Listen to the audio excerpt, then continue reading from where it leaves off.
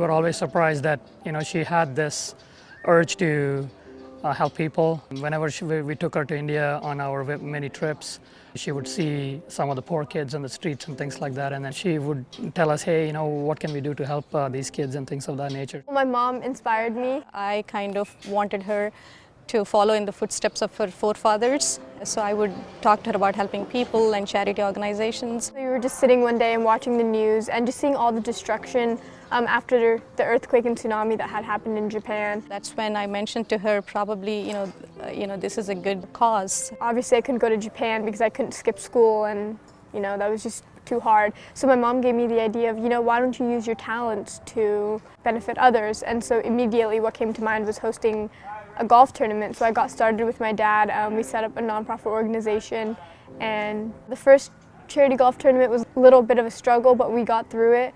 And we donated the money to the American Red Cross, and they took it over to Japan. The second year, we raised a golf tournament for St. Jude's Children's Research Hospital, and that was also a pretty successful event. But by the time the third event rolled around, we knew we had to do something a little bit different. Forming a committee, a golf committee, where it's not just Divya. With their help, I was able to make my last event very successful. We donated the proceeds to the Ventura County chapter of the Special Olympics, and we raised about $20,000. One of the things that Divya took away from, I think, is a delegation, because she was the one who was actually running the meetings, and then she would tell the adults, what to do the next week, or what she's expecting from us, what is that we need to help her out with. So those are all the skills that I think she's going to take on with her into college and into the future.